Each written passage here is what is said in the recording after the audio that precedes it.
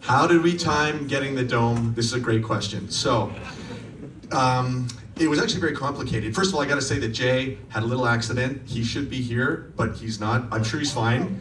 I don't know where he is, but... so, yeah, how did we time it with the dome so that the dome came, right? Jay!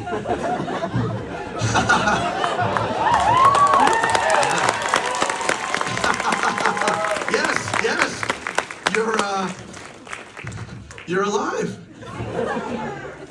You almost got away with it, didn't you? I know all about it. I can prove it. Ladies and gentlemen, my friend, I'm Jay. I'm in the middle of this speech. Change your samples. You switched the samples, didn't you? Everybody, my friend Jay is not well. You killed Jared too? Jay. Did you? Jay, maybe we could speak over here and you could enjoy some coffee and desserts.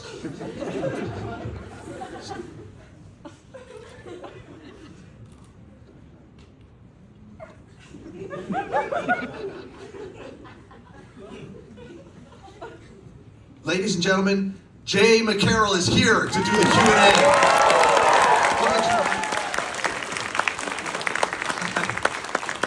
So what was the question? How did we time the dome closing?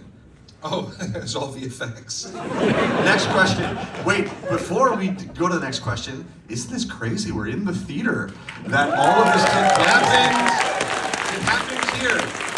And Jay and I were sitting right, like it's there, right? Where this guy is, or right there? Yeah. We're right there. And I will tell you... Tickets cost extra. And when Jay and I were shooting this whole theater was filled. Was anybody here that did that with us? You were here, yeah, so you remember. And it was not as funny to shoot. I will just say that. We were playing The Hangover on a loop. It was kind of like what will happen if Bradley Cooper lives a sinful life then dies. Like he will be in this theater, experiencing what happened, where it just plays again and again and again and again. It was incredibly bizarre. I remember Matt getting up here and saying, okay, it's gonna happen, the scene and the line in question, and you're just gonna have to laugh and we're gonna get a lot like of it's shots. the funniest thing you've ever heard in your life. And you just have to keep it going. And I remember what you said, you're like, it's gonna get psychedelic. and it really did. I mean, like 5 straight minutes of laughter like that, just so that we can get our shots. It starts like fake laughter, but then the laughter makes it real. So, yeah, it was very bizarre and funny. We got to take these coats off. That was just for the bit. We were like, we need to With a make bit it of look like fugitive. we've got to go somewhere, like we're in a rush, but it's way too hot. That's crazy. You have the real Marty McFly on. It's because I was trying to balance, like, is it cold? Is it warm? I walked here, Yeah. and so that was the mix.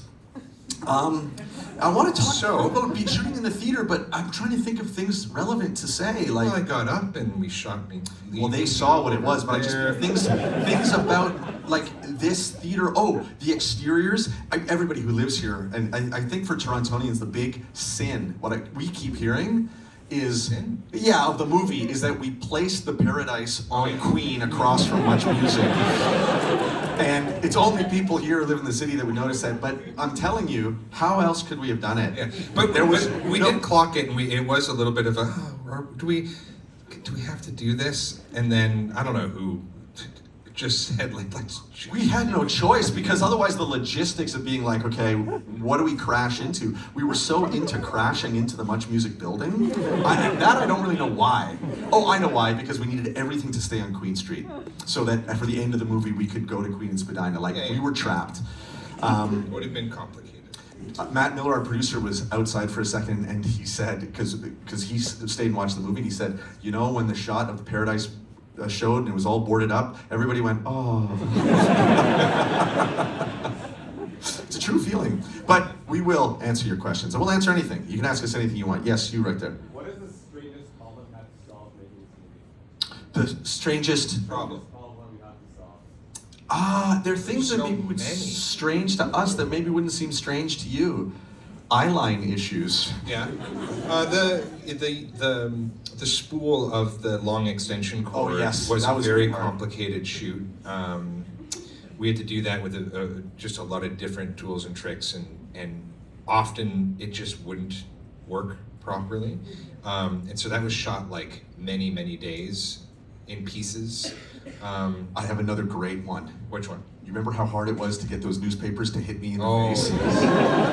So in the original version, and we shot it, but it just took us 50 takes, that Now magazine with Bill Cosby on it was supposed to hit me in the face, like in a cartoon when it's really windy. And we were so obsessed with this idea that we shot it again and again and again and again and again. And then one take, I was just like, what if I just find it on the ground? And we're like, okay. And I picked it up and went, whoa. And that's the one we used. When it's Crazy. It's just like what we could say, the sort of like, when we got to upgrade from TV show to movie, where the budget goes, is that we had 1 million of those newspapers of Everywhere. Jay with Murderer, and we had our art director in front of me who was holding a leaf blower and just tossing him in front of the leaf blower and just trying for like an hour to hit Matt, who would go and hit him, and then eventually one of them just hit the electrical thing, and we're like, It's at the end of the movie, yeah. Yeah. And it's a miracle because I challenge you, you guys go out and try to do that.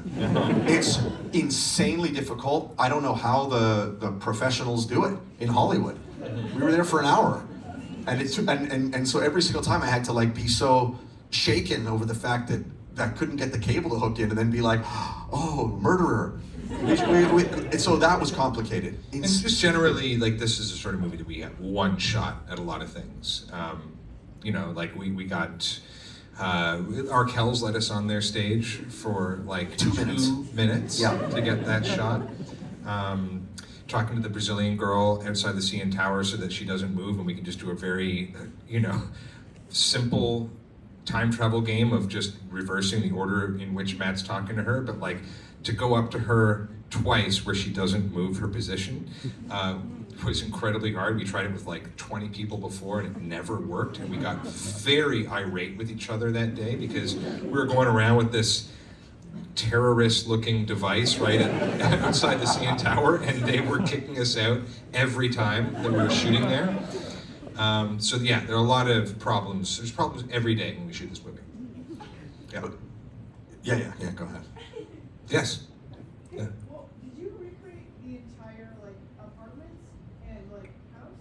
Like, did you have stuff lying around, like posters up on the walls?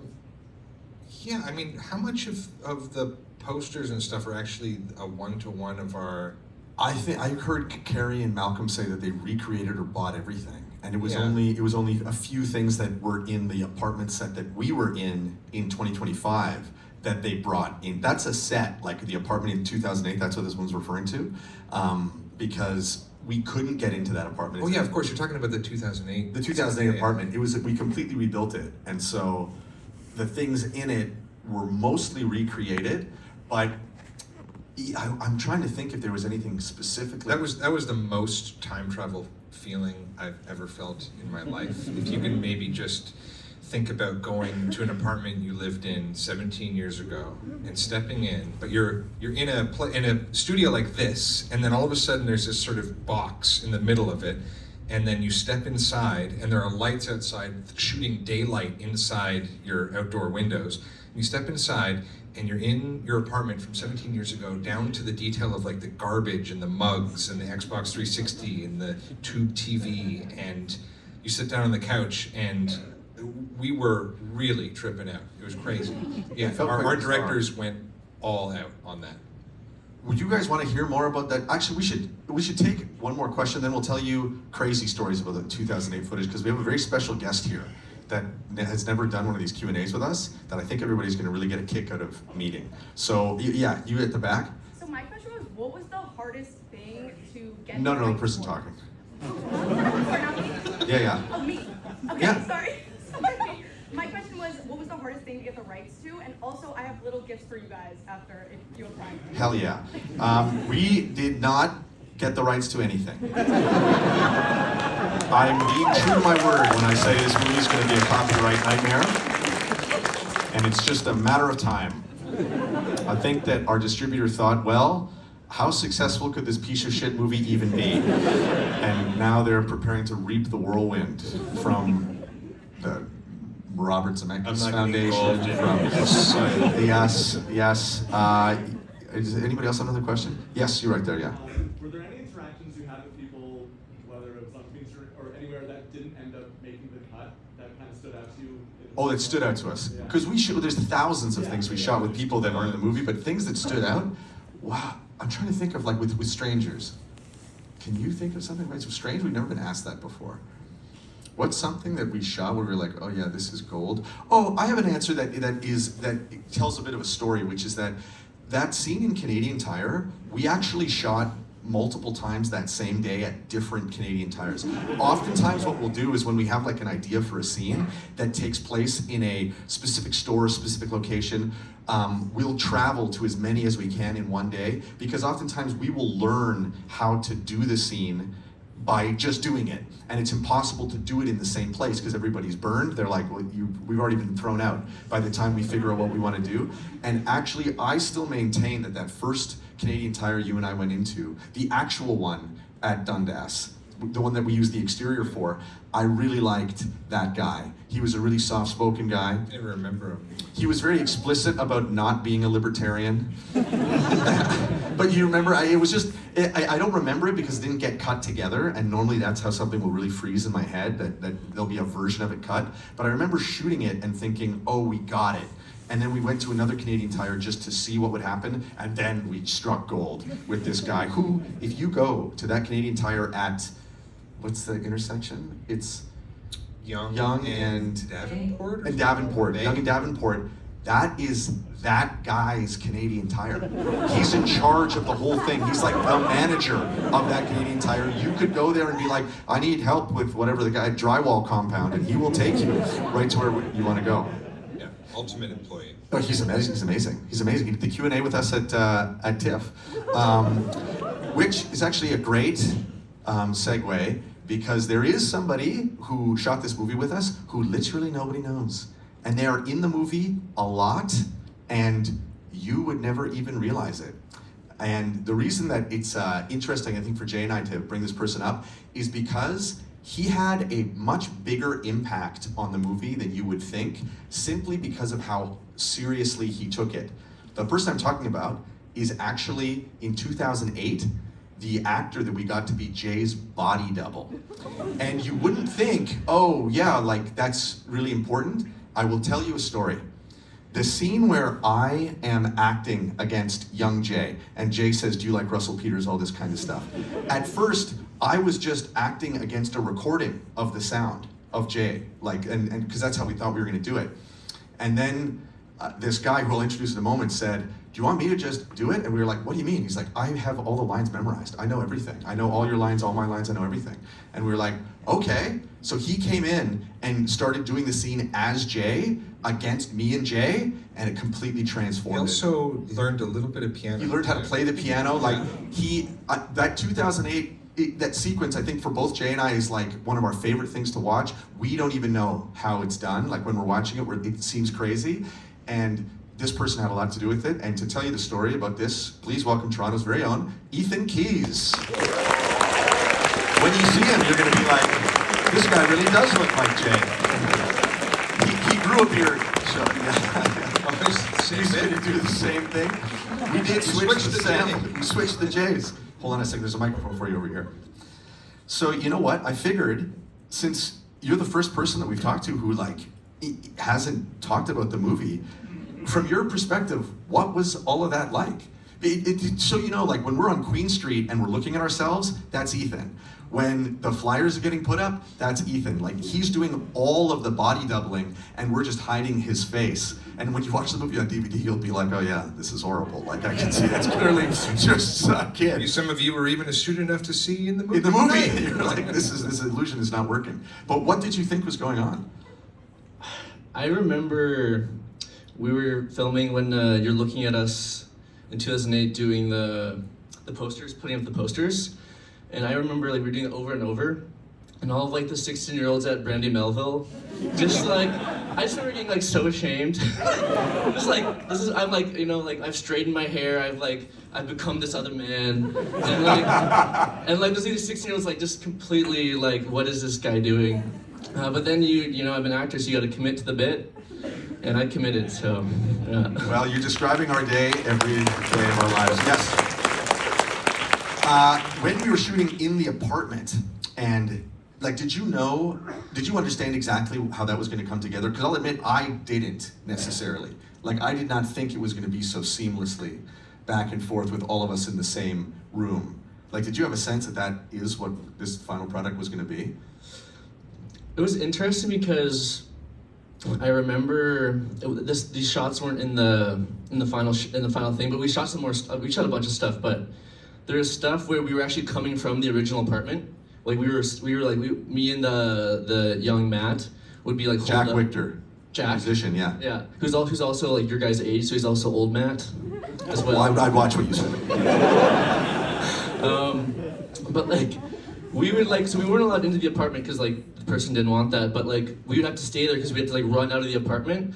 And I just remember like the lady living there would just like stand behind us in the doorway. So pissed. And just like, This is the reason why you just we like look didn't. behind every 5 minutes and be like, oh my God, please let us go. This is remember why what we she built said? a set, by the way, is the owner of our old place, or the tenant, Yeah. did not want us anywhere near it. Do you remember what she said when we first got there? Well, when the producer first asked if we could go in and shoot, she said, I don't give a fuck about Blackberry, and I don't give a fuck about Nirvana. And that's when Grayson was like, okay, we're building the apartment. That was so good. Does anybody actually have a question for Ethan that Jay and I would not be able to answer? As in, like, what is it like being there? Are these guys really cruel to you? What was the food like? The types of things that Jay and I would just evade and never answer. Yes? So were you the solution for all the eyeline problems throughout the film? Yeah, I think like that's kind of why they wanted us to be like of a similar height. Are we the same height? What do you guys think? I gotta stand up a little bit. When I'm regular, yes. I think you're the same height, Jay, but you're so old that your posture has crippled you. Yes. Yeah, but when I Yes. stand up tall, I'm taller. Oh, it's because you're so tall. Next question. Yes. Did you ever feel inadequate? I actually have a really funny story for that.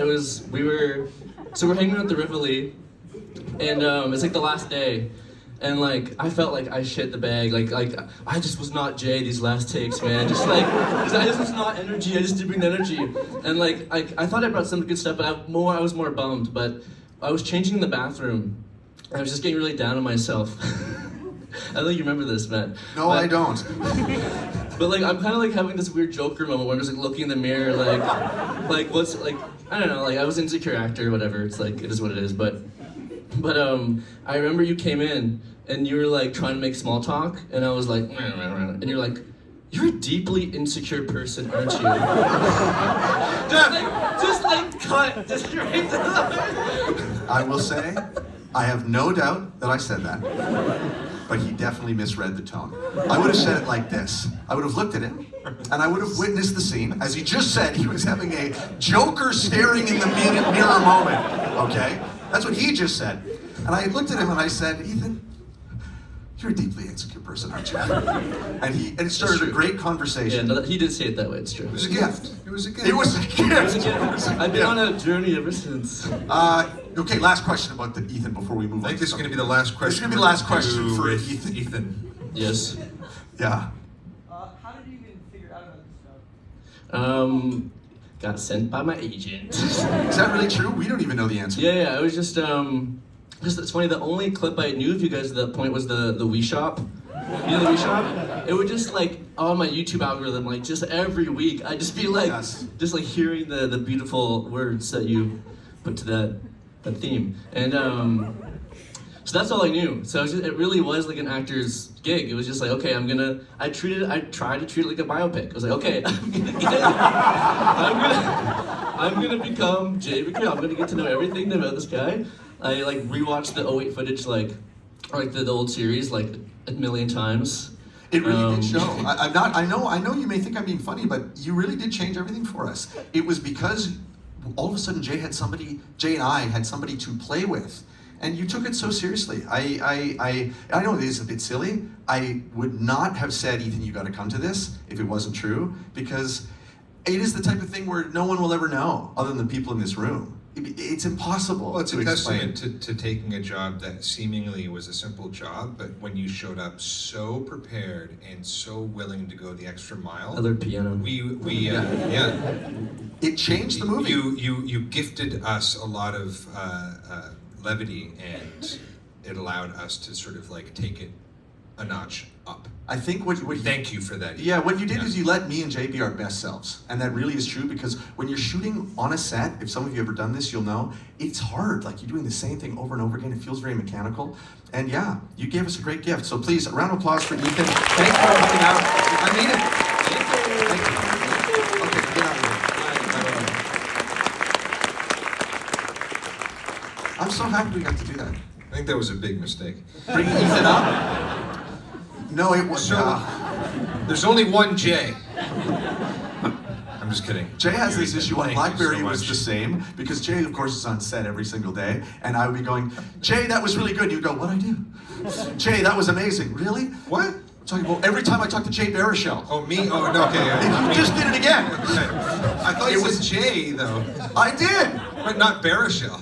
I don't call Jay Baruchel Jay Baruchel. Okay, well, we were just talking about Jay, me, Jay. You see the problem. Next question. Yes, you standing at the back. Thank Wow. you. I wanted your attention. Me and my best friend here, we're Ottawa native, and I was blown away that there was a Chateau Lafayette reference. How and why? We have a great story for this. So if you guys don't know, the Lafayette in Ottawa, it's called the Laugh. Is that right? Laugh. Yeah. So what we were doing, because we were thinking like, okay, people in America are going to see this movie. Nobody knows, and like the last thing people understand is Canadian geography. But it also is like for people in Toronto, so we need to pick a place that Jay could potentially need to speed to, so he could be going fast enough, that maybe people have heard of. So like, realistically, he would have gone to played a show in like Scarborough or something, like really, but we're like, oh, it's the capital, maybe people will know Ottawa. And so then we just started searching what is like the Rivoli in Ottawa, and it was not a joke, like the first 100% hit with nothing else. They were like, you're looking for the Rivoli? It's this. And we've never been to the Lafayette. Our only interaction with it, and this is another unsung hero, that woman who Jay calls has no idea she's in a movie. And I she felt gets huge so bad laughs. because she clearly was very busy. You can like hear the commotion of like a really Dishes. wild night out there. And I'm just sort of like twirling that phone line, Wasting her time. wasting her time. And she's like, what? Like, how far away is it to Ottawa? And she's just getting, like every good Canadian, just giving us so much patience. She's taking you seriously. Taking me seriously, yeah. One of my favorite jokes of the movie is when you say, so I have a show booked? And she goes, what? And you go, you don't even pretend to understand her. Yeah. I have a show? You're asking me what I said, right? Yeah, you do. And it's a tragedy. We don't know this woman's name.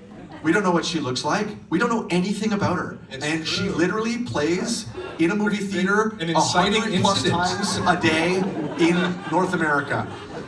I'm sure somebody who in Ottawa went to see this movie and went to her, but we'll never Maybe know. we shouldn't call too much attention to it. I don't think of all the people who are going to come after us. No, it's not before Courtney Heels. So, that's for sure. Do you guys know who Courtney Heels is? She's that amazing CTV reporter who's reporting outside of Drake's house. City TV. City TV. That City TV reporter who, yeah, I've always loved her. Anyway, let's go to the next question. Yeah. Right here. Yes. So I'm friends with a script supervisor, and we were kind of talking about this film, and I was just curious. So much detail in kind of the apartments and everything, but then certain things maybe not as much detail. I was just kind of curious where you decided to kind of let the details of certain things kind of be less important maybe than When you using the word details Script as supervisor is a a fun euphemism for continuity, yeah, sorry. Continuity. what did you say? Continuity. Whiteboards. White Yeah, pants. yeah, right. Yeah. That's our producer, Matt Miller, right Yeah. there, everybody. Stand up, Miller. Come on. You never get any good credit. He decided to finally watch the movie. We don't really pay It's okay. attention to continuity. We like to torture We don't our yeah, we don't editors. have a script. You know who our script supervisor is? This is not a joke. Our VFX supervisor. It's true.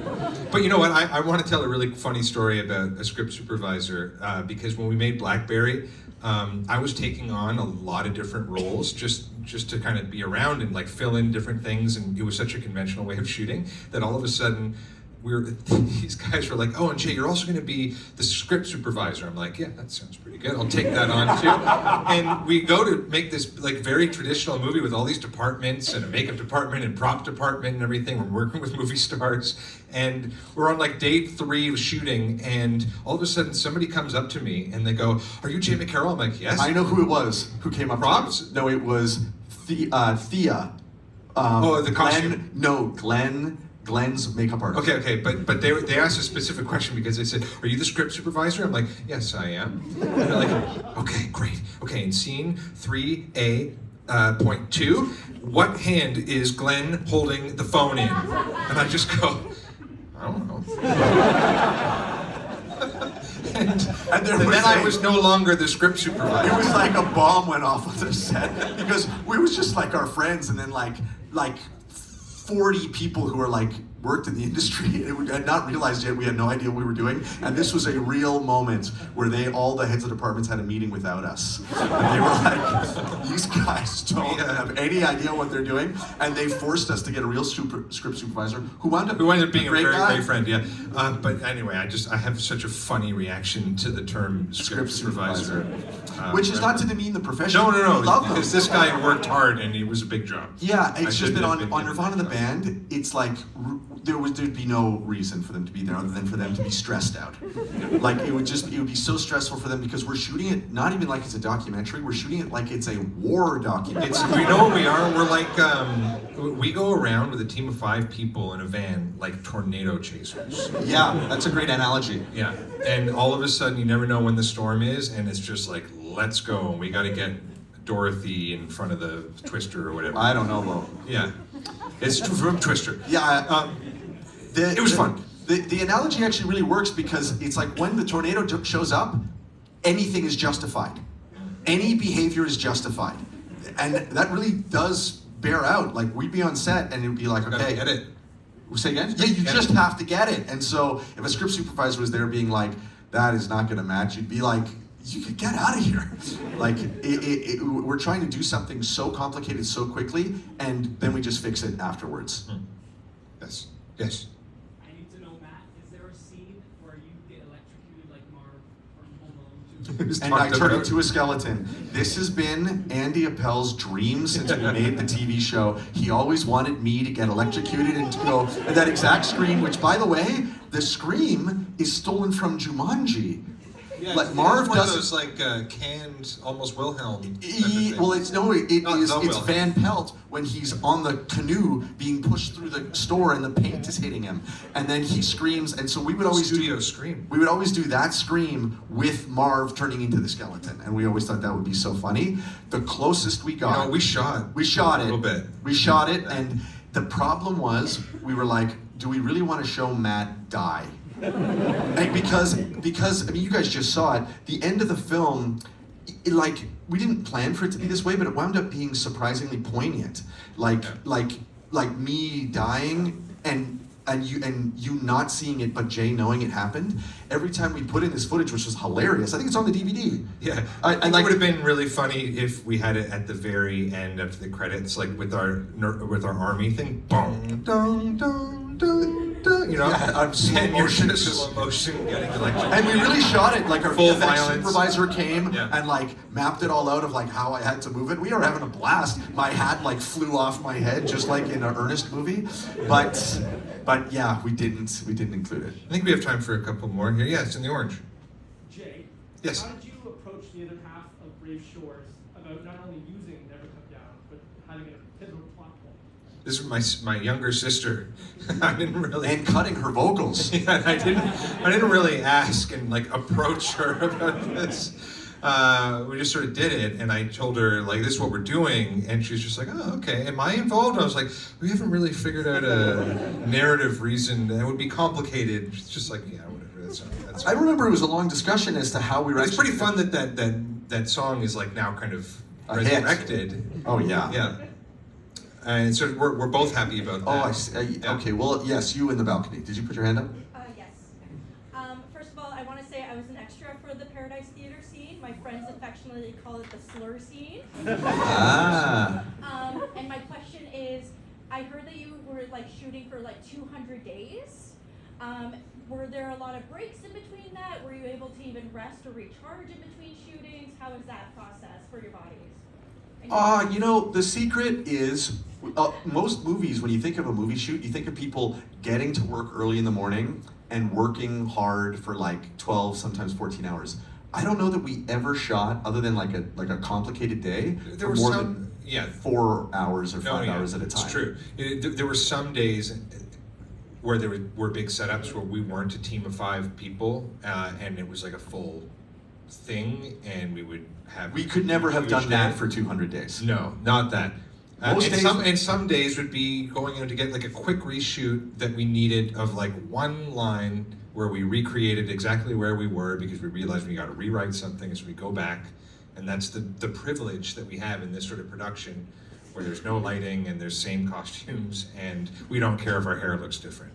But it's something we learned making the TV show. And I think if we hadn't made the TV show the way that we did, we never could have done that, because the show, we also shot for hundreds of days, Yeah. but it was like very piecemeal. And so when it came to shooting the movie, we just shot it as though we were back in the series, because we would never shoot one episode beginning to end. Ever. We never did that. We would shoot little pieces of the entire season, sometimes little pieces of like 2 seasons of episodes, because for some reason, I think it kept us interested, one, and because the stories were always evolving, in the same way that the story in this movie was always evolving as we shot it. So The line that was said in one of these Q&As is that shooting is writing and reshooting is shooting. yeah. And that's so true with us. Yeah, so it's most likely we were doing them at the same time. You at the back. Yeah. Yeah, what's guanin'? Not much. What the hell? What did he say? What the fuck is What guanin'? the fuck is guanin'? I gotta tell you, that was a real treat for me, because whenever Jay's shooting scenes on his own like that, and I'm only watching from like a monitor, and I can't normally hear everything, so when I saw that clip, I was like, oh my god. And I think all of that's whoa. Oh, my battery's dead. Grab the other mic. Ooh, I think all of the stuff that you shot outside of the warehouse was good. Yeah, well, you know what? There When was those one girls time. look at the CN Tower, There it's was one crazy. time when I reacted. This was a very fun acting moment for me, because, like, we tried to like have some of the dramatic moments really kind of have some weight as much as we could. You know, we weren't like really holding a gun to each other's heads. But I remember when you were watching and I was reacting to you falling from the CN Tower, and the very first time that I did, and I tried it, and it's very hard to all of a sudden just go into that when there's like real people going back and forth, and a lot of people are just sort of looking at you because there's cameras and you're acting strange. And you came up to me and you just said, you went right up to me and you just went, I'm just not buying it. and I remember just feeling just like, oh man, because I tried, and then I had to really kind of go into that sort of like next level of like, what do I do? Do I know how to act? So like, okay, let me try this again. But it was so fun because it just made me have to like sort of dig somewhere different to get somewhere. And that was so fun to like try acting, you know what I mean? Because none of us, we're not really. We have no idea what we're doing. I don't think any of us really consider ourselves actors. So, yeah. Oh shit. Sorry, yeah, sorry, what's the question? Just what's guanin'?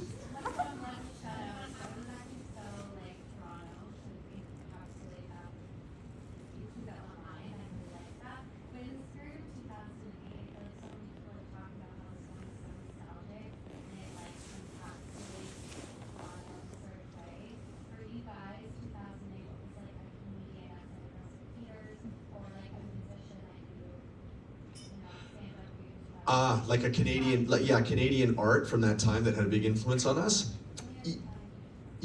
Canadian specifically? Yeah. Well, we've got tons of those. It's funny, it's not 2008, it's before that, but I think obviously that web series Pure Ownage had a big influence on Jay and I because it was, to us, like the first time we'd ever seen anybody, whether they were in Canada or not, creating something on the internet that had a following and was about something that only young people seem to care about. We also befriended Born Ruffians for the first time. Yeah. And they were like, these young boys that were just Them. It was them and Tokyo Police Club. Police Club. We were like, oh, these bands are so cool, and we really looked up to them because obviously we were ourselves trying to get a show at the Rivoli at that time, and for them it seems so effortless. Well, it's, like when you put things into perspective, when we're that age and there's a band that's actually got like some buzz and they're doing stuff, like they were some of the most famous people that we knew. They were the most famous people we knew. And so when they like agreed to sort of like shoot one of our web series episodes with us, like it was so exciting, and because we were really fans of their music too. But globally, because I understand the spirit of your question, I would say that more or less anything that was on the cover of Now magazine, Jay and I had some, like, we noticed it. We noticed it. Like, we were so young that, like, everything in Toronto was cool to us. I remember walking, like, to me, I just have a vision of going down, it's not necessarily Canadian at all, but like I remember walking down Queen Street in front of the Rivoli and just seeing on a billboard, almost pretty much above our apartment, that Grand Theft Auto 4 is coming. Yeah. And then hearing out of like the Queen Street shops, I always think of that song, the Peter, Bjorn, and John. That was just kind of going, and hipsters were just sort of walking around. I had kind of tight jeans with almost like bell-bottom boot cut legs, and I don't know. Went to Sneaky D's. We went to Sneaky D's, those King's Crown fajitas that we nachos. split. Yeah. King's Crowns were too expensive. It was $14.99. What we would do is go on Tuesday, and we went every Tuesday, and Jay, Cajun, and I would split, the three of us, they hated us. We would split the fajita special, because that's when they were trying to get rid of all their old chicken. You literally paid $9.99 for more or less all you could eat fajitas, and the hot sauce was free but quite filling. And so we went every single Tuesday for 3 years, 2 years. We took a couple off, but we basically were nourished by that special at Sneaky D's. This is funny. We've done so many of these Q&As. I love this answer that we've gotten to. Yeah. And now we're talking about the food that we ate in 2008. Let's see. There was the hot sauce at Sneaky D's. Don't you remember they had the three different ones? There was the green one, and then the slightly darker one, and then the yellow one. Oh yeah. And they were. It's so funny. I would say, and they were free, but that's just how broke we were. Oh, yeah. Like Jay was like the junior musical director at Second City, and I was a tour guide at the Science Center, and that's the only money we had. Yeah. We were so broke it was ridiculous. Went around the city on our bikes, and we needed as much spare time as we could to make the show. So it's not like we were able to work that much. I worked 3 days a week. Jay worked Fridays? Mondays. Jay worked Mondays. And that was our total income. So yeah, we ate pretty cheap. It was great though. We have time for one more question. Go ahead, Matt. Sure. I thought you meant you wanted me to ask a question. Okay, yes, I see you get it rising in your chair. Yeah.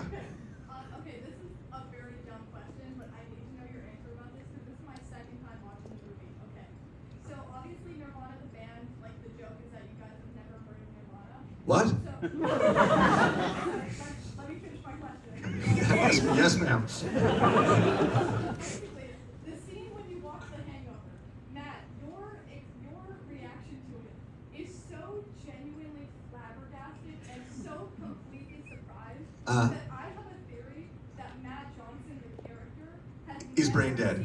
seen any of the Hangover movies. And I need you to confirm that. Oh, yes, you're totally right. No. Of course, the same way that he's never seen Star Wars. Like, I think that the movies that Matt watched he talks about them. You know? But no, definitely he's never seen The Hangover before. I remember I was sitting right there. So now that I have your confirmation, I can tell my friends that I was right. You can tell them all. And I will say that look, that kind of like dumbfounded look, I come by pretty honestly. I remember thinking when he shot it, none of us thought, oh wow, that was good. It's just the way that I look. I really do. I think it's one of the... Did a good look. It was pretty funny. I believe one of the great secrets of Nirvana the band, and the reason why it winds up working when Jay and I go out and talk with people in the city, is that I think people look at my face as I'm saying whatever. I'm saying whatever, that I'm on fire, or we need to get into this police station, whatever it is. And I think I watch them all do it.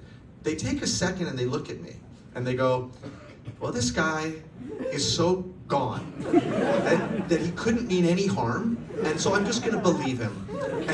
And when they believe what I'm saying, we're always in some state of distress, they go, I'm gonna help this poor mentally disabled person.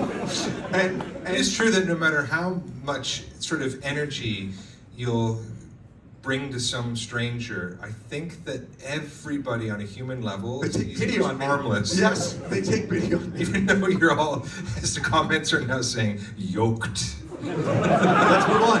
Let's move on. Let's move on. Let's move on. When did Matt get so yoked? I keep reading. Ha! We'll answer one more question. Somebody had one in the middle. You already asked one. Put your hand. This little kid. No, you're right beside him. Yes, you have glasses. Don't fucking movie, truly. Oh, I thought you just said, don't fucking move. Whoa, man. We're losing him, Jay. Don't fucking move. It's been a minute since the show. Why do this now? You know, Jay and I love Nirvana the band. We love it. I think that as much as you guys like the show, Jay and I are, because we hear all the time, well, I'm the biggest fan. You're not. The biggest fan of Nirvana the band, they're on the stage. We love Nirvana the band so much, you don't even understand. We quote Nirvana the band like idiots all the time. All right. And so the question of why would we do it is like it's a little bit like the fountain of youth. It's like we can return to it, and it never gets old, and it makes it so we never get old, even though of course we are aging horribly and gracelessly.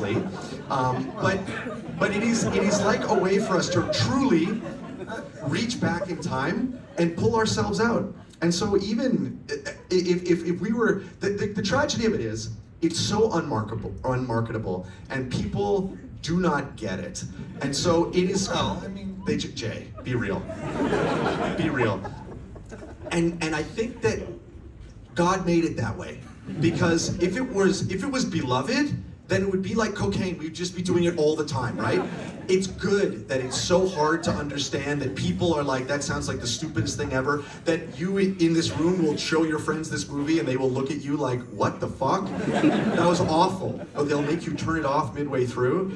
Like, it needs to be that way. Because otherwise, Jay, myself, our friends, we would just be doing it all the time, and we would turn into like a sitcom and it would just die.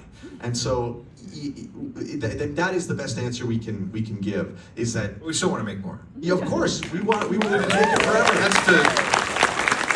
But there's unfortunately no market for it outside of 5 or 6 movie theaters in Canada. But we happily would still play to them. Yeah, Jay is trying to pitch you guys, just so you know, in case any of you feel like having us make the 3rd season of the show, as though any of you could be personally responsible for that. Yes, okay. Then in that case, we'll do it. Okay, yes, we'll answer one more question. Yeah, fine. Why didn't you want Jared in the closet with you? If you remember, I said, what do you mean? I said, why not? It was Jay who said, not Jared. Not Jared. Why? It's funny. I seem to remember just sort of like falling into a little bit of like, because Jay is sort of like under Matt in sort of archetype. But he's high status. But he's high status, yeah. And so whenever he gets a chance, like I think to put someone under his heel, he'll take people in that archetype, you know what I mean? If they get a chance when Matt's not looking, it's like, I'll be a little bit like Matt now, but I don't know how to use that power. So I'm just mean. Broadly rude. Yeah. Not Jared. And Jared had such a good attitude about it. The truth is, it was pretty small in there. And little shooting trick, Jared was not in that closet. There was not enough space. We had to carve a hole in the wall. So he is not in that closet at all. Don't tell anybody that. Thank you very much. Thanks, everyone.